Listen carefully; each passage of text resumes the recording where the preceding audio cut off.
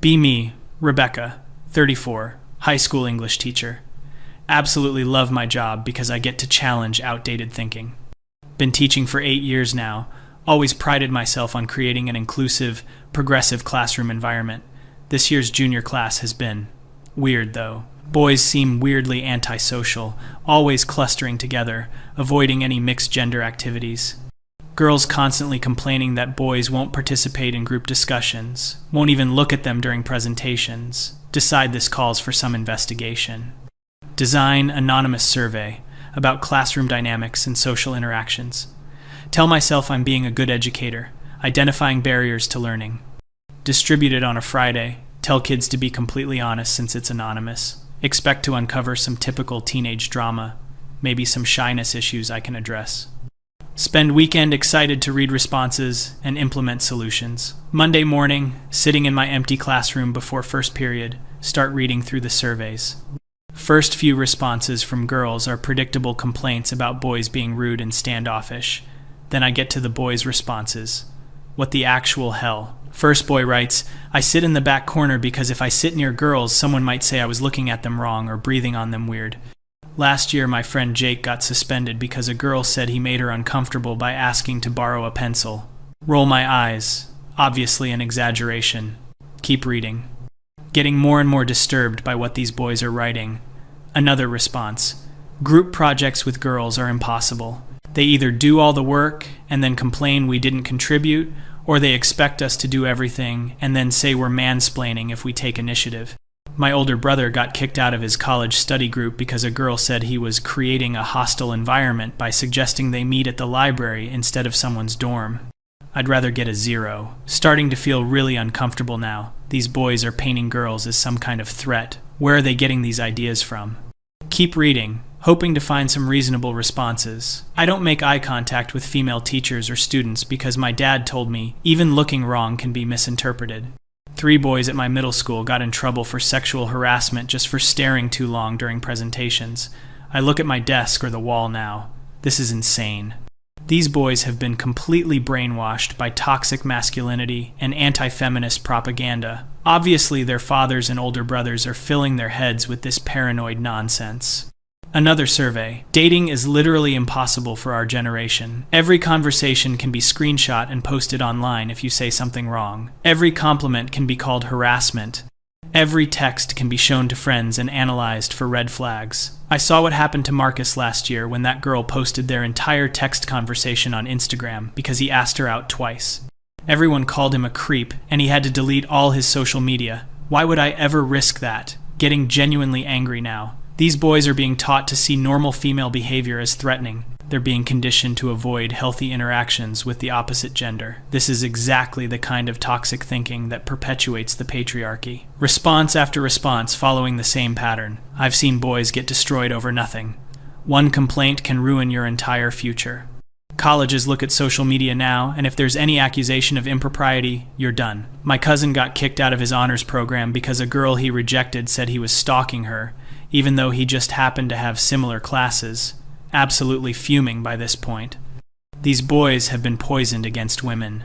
They're living in some fantasy world where females are predators waiting to destroy their lives. They need to understand that women face real threats, not these imaginary persecution scenarios.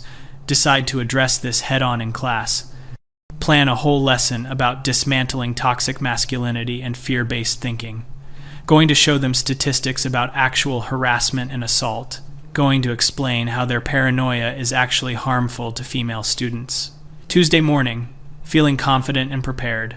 Start class by acknowledging I read their surveys. I want to address some concerning attitudes I noticed in your responses about gender dynamics. Immediately notice boys shifting uncomfortably, avoiding eye contact even more than usual. The fear and avoidance you described isn't based in reality. It's based on toxic messaging that teaches you to see women as threats instead of equals. Raise my hand to interrupt, but I continue. These paranoid fantasies about false accusations and social media persecution are actually harmful to your female classmates who are just trying to learn in a safe environment. Notice boys exchanging glances. One boy, Tyler, actually raises his hand. Miss Rebecca, with respect, these aren't fantasies. My friend David is sitting right here, and he can tell you what happened to his brother. David looks terrified, but Tyler nods encouragingly. My brother was captain of debate team, had early admission to state, full scholarship. A girl in his AP history class said he made inappropriate comments during study group. No proof, no witnesses backing her story. School investigated, decided to err on side of caution. Scholarship gone, admission rescinded. Had to transfer schools his senior year. Clearly an exaggerated story, but I decide to address the underlying issues. Even if that story is completely accurate, which I doubt, one incident doesn't justify treating all women like potential threats. Several boys start talking at once. Have to restore order. Another boy, Marcus, speaks up. Miss Rebecca, you asked for honesty in the survey. We were honest. I personally know 6 guys who've had their lives messed up by accusations. Maybe the accusations were true, maybe not, but the results were immediate and permanent. Nobody waits for due process anymore. Getting frustrated with their stubborn adherence to these victim narratives. You're missing the point entirely. Your fear is causing you to perpetuate the very systems that harm women. Your avoidance and paranoia creates a hostile environment for female students. Tyler again. But Miss Rebecca, how is avoiding interaction hostile? We're not bothering anyone. We're not being aggressive. We're just staying away. Isn't that better than accidentally making someone uncomfortable? This question stops me cold for a moment. They're not being overtly misogynistic. They're just withdrawing completely. But that's almost worse because it's passive-aggressive. Your withdrawal is a form of hostility because it denies female students equal participation in their education. Boy named Jake raises hand. What if we're protecting them too? Like, what if by avoiding interaction, we're preventing misunderstandings that could hurt everyone involved? Isn't it better to be safe? Getting more frustrated. Safe for who? You're making women feel excluded and unwelcome in their own classrooms. But, another boy chimes in, didn't you just say our presence makes them feel unsafe? So, if our presence is threatening and our absence is excluding, what exactly are we supposed to do? Pause, realizing they're actually making a logical point that I can't easily refute. But I know they're wrong, even if I can't immediately explain why. The solution isn't avoidance, it's education and respect. You need to learn appropriate ways to interact. Tyler, we tried that. That's exactly what got everyone in trouble. Being appropriate is apparently subjective. What one person thinks is appropriate, another thinks is harassment. So we decided to err on the side of caution. Another boy. Plus, Miss Rebecca, if we're in a group project and the girls do all the work, we get accused of being lazy. If we take initiative, we get accused of being controlling. If we suggest ideas, we're mansplaining. If we don't contribute, we're useless. There's literally no winning move, except not playing. Starting to feel like I'm losing control of this discussion. These boys have clearly rehearsed these arguments. They're probably sharing anti-feminist talking points online. You're creating a false dilemma. There are appropriate ways to collaborate. Like what specifically? Asks David. The question hangs in the air. Realize I don't have concrete examples that address their concerns. Everything I might suggest could theoretically be misinterpreted if taken in bad faith. Decide to pivot to broader principles.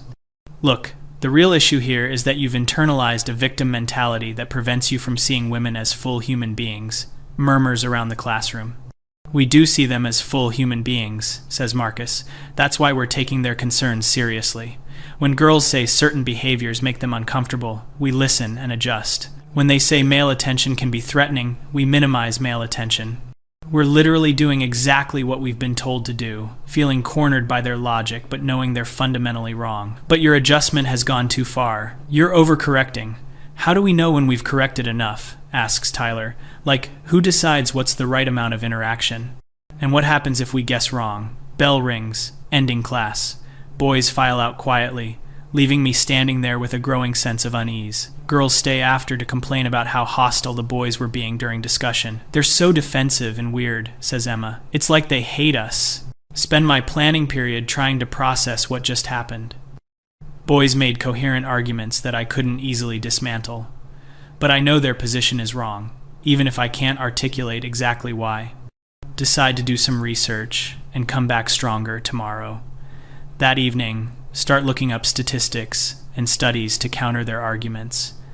Instead, find articles about rising anxiety among teenage boys. Surveys showing young men feeling increasingly isolated. Studies about risk-averse behavior in academic and social settings. Data about declining romantic relationships among Gen Z. getting more frustrated because this research seems to support their claims, but I know they're misinterpreting everything through their victim lens. Decide to focus on classroom management solutions instead. Next day, announce new policy: mandatory mixed-gender group assignments. To ensure equal participation and break down artificial barriers. Immediate resistance from boys. "Miss Rebecca," says Tyler, "you can assign us to groups, but you can't make us participate meaningfully.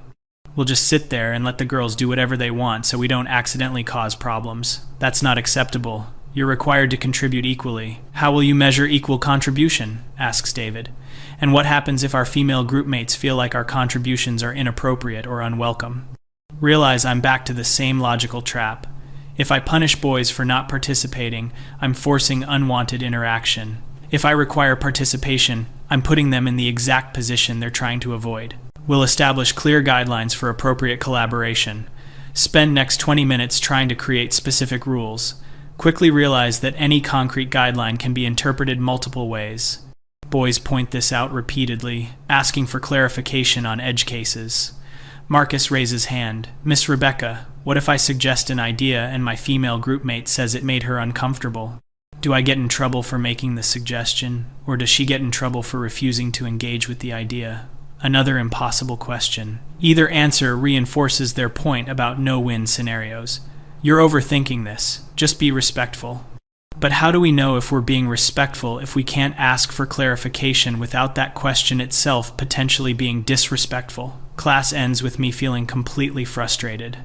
Boys have somehow turned every attempt at guidance into evidence supporting their position. Girls are frustrated because boys aren't engaging. Everyone's unhappy and I don't know how to fix it. Over the next few weeks, try different approaches. Bring in guest speakers about healthy relationships. Boys listen politely, ask no questions, make no comments. Assign reflection essays about gender dynamics.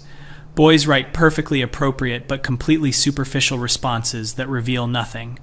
Meanwhile, classroom atmosphere gets worse. Girls start complaining more loudly about feeling ignored and excluded. Boys become even more withdrawn. Academic performance declining because group work isn't functioning. Decide to try one-on-one conferences with some of the boys. Call Tyler in during lunch. "I want to understand your perspective better. Help me see where you're coming from." Tyler seems surprised by the non-confrontational approach. "Miss Rebecca, it's not that we hate women or want to exclude them. It's just that the stakes feel really high now. Like, if I say something wrong to a female classmate, it's not just between us anymore," she tells her friends. They post about it online, parents get involved, administration gets involved. Suddenly, I'm not just a stupid teenager who said something dumb. I'm an example of toxic masculinity that needs to be publicly addressed. Want to argue, but realize he might have a point about consequences being disproportionate. "But surely you can see how your avoidance affects female students." "Yeah, and I feel bad about that.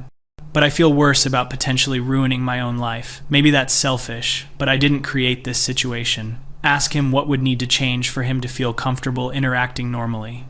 "Honestly, I'd need to know that minor social mistakes wouldn't become major life consequences.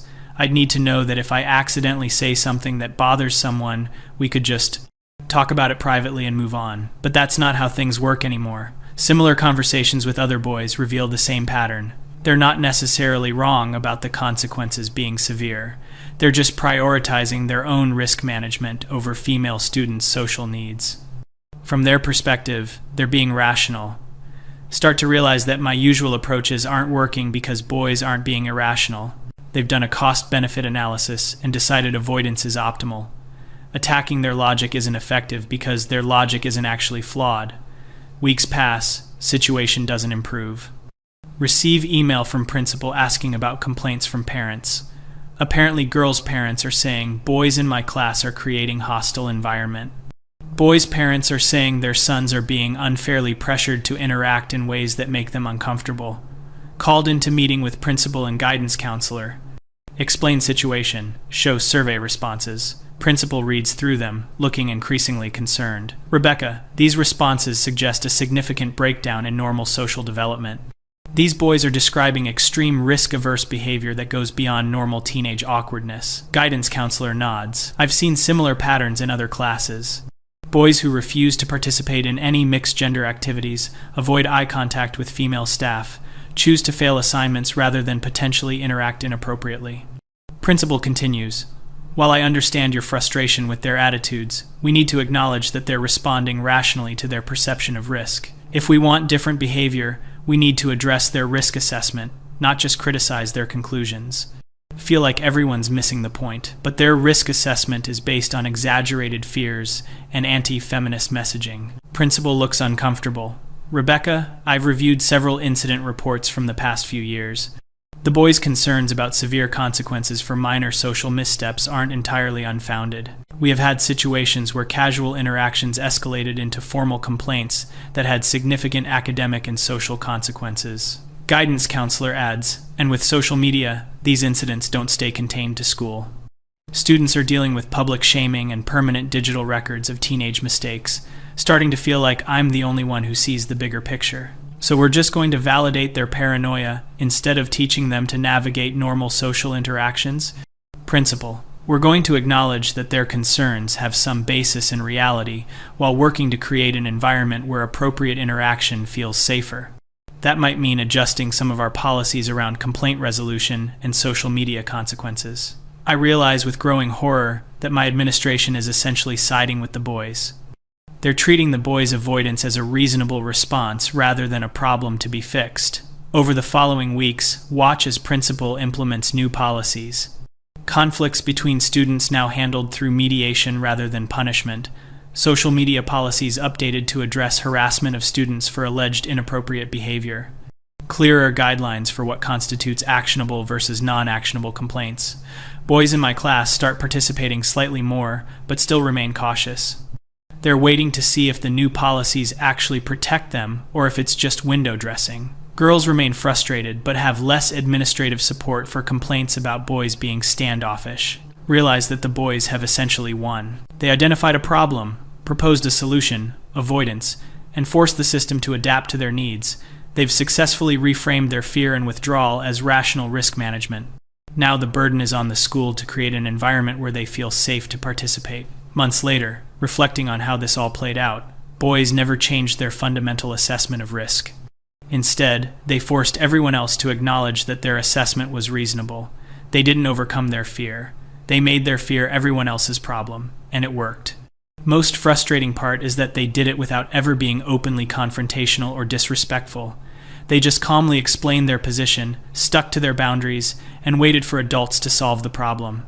They turned their victimhood into a form of power. Girls in my class gradually adapted to the new dynamic, learned to work around boys' limitations rather than challenging them directly, formed their own study groups, did their own networking, stopped expecting male participation in mixed activities, essentially created parallel social structures. End of school year, reviewing how everything went. Test scores didn't significantly decline despite reduced collaboration. Discipline incidents involving gender conflicts dropped to nearly zero. Student stress levels decreased once expectations were clarified, but can't shake feeling that something fundamental was lost. Boys learned that they could avoid difficult social negotiations by claiming fear. Girls learned that their social needs were secondary to boys' comfort levels. Everyone learned that separation was easier than integration. Realized that the boys outsmarted me, not through superior arguments, but through superior patience. They were willing to accept short-term academic and social costs to achieve long-term risk reduction. They played a longer game than I was prepared for.